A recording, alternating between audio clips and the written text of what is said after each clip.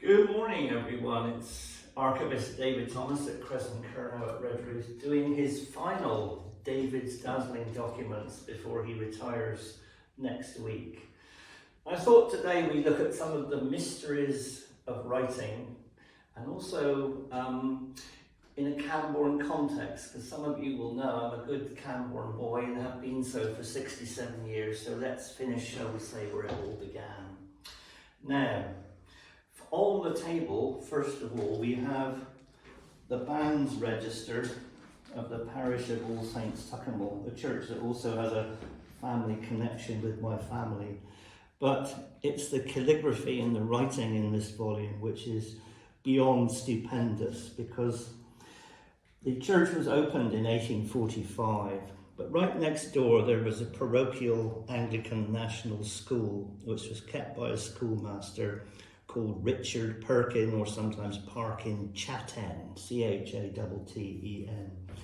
But he was an extremely skilled penman, and when the vicar, after a short while, decided to hand the banns register over to him to copy up the couple's names into the book before they were read out in church on 3 successive Sundays, he really went to town. And we can see here, for example, Thomas. If you look at this writing quite quickly, you might almost think that it had been printed rather than handwritten.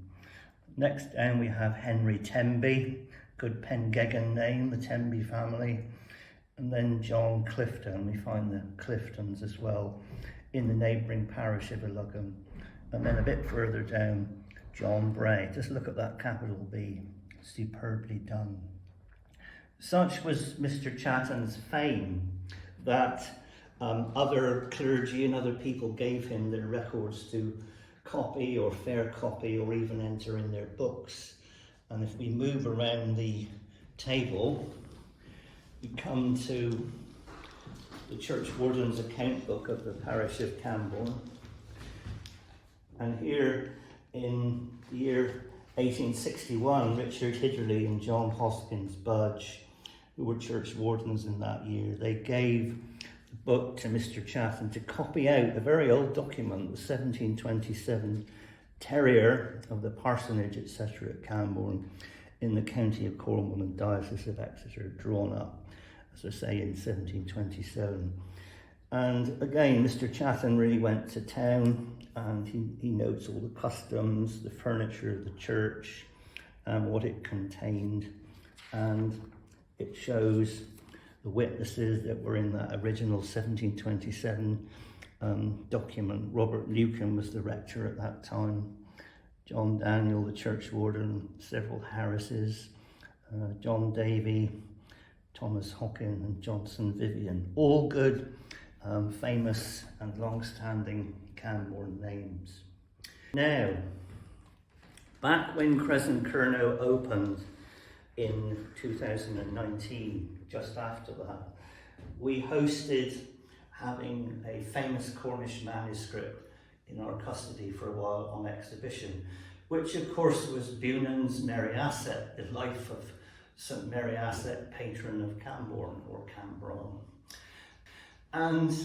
And when it was here, and also the text of it is available online through the website of the National Library of Wales at Aberystwyth.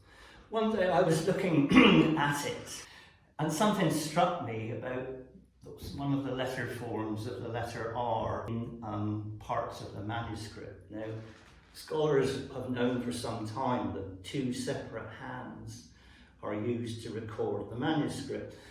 The first pages appear to have been rewritten, and then the remainder of the manuscript is terminated by a man called Dominus Hadton in the year 1504, when it is believed that that copy, the only surviving copy, was actually originally written. One day I was looking at it, and I noticed the letter forms of the letter R, and after a while I thought, I've seen that before somewhere, that particular letter. And then it struck me that looking in the Camborne Churchwardens accounts in the year 1546, we find, and only in that year, we find the same letter form R. Let me demonstrate to you. These are the accounts. The book begins in 1535, but this is the account of Alexander Killyhelen, warden of the Church of St Meriadoc, and the 4th day of December, Anno Domini, 1546. But if we look at this line here, item paid, received rather, of Marjorie, late ye wife of Henry Bray, by the request of the said Henry, to the store of the church.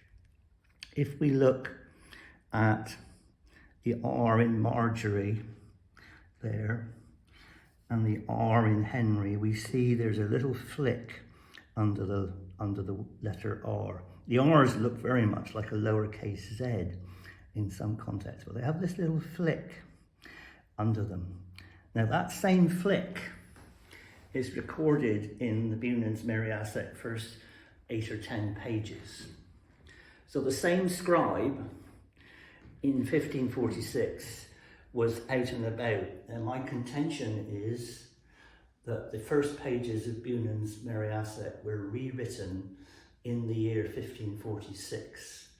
And then, doing a bit more research and a bit more digging, I turned on 2 pages in the Churchwardens account book. And right at the bottom of the page, we have an intriguing entry. Item paid to Sir Uryn, U-R-Y-N, for mending of a book, 14 pence. Now, was that book Bewnans Meriasek? Because the dating evidence in the accounts and the letter forms in Bewnans Meriasek's first rewritten 10 pages are identical. The contention, therefore, is that the first pages were rewritten because they're well thumbed, they're inside the cover of the book, they're the most touched and the most reused. And we know that the copy of Bewnans Meriasek was a performer's copy. It has stage directions in it. So it was in regular use in the 16th century in Camborne as the play was performed. I was very pleased to be able to come across that information, but it illustrates beautifully the intriguing nature of some records, and sometimes you have to look at all the evidence from a wide range of contexts, put it all together and make some value judgments. I really enjoyed doing these series of David's dazzling documents, and I hope that you have all learned something about the joy and the wonder of the record collections that we have here in Kresen, Kernow. I hope if you've not visited us before, you will do so one day, and you too can then come to experience some of the treasures that we hold here. Thank you very much, and I look forward to meeting you all perhaps again someday, but who knows when. Goodbye for now.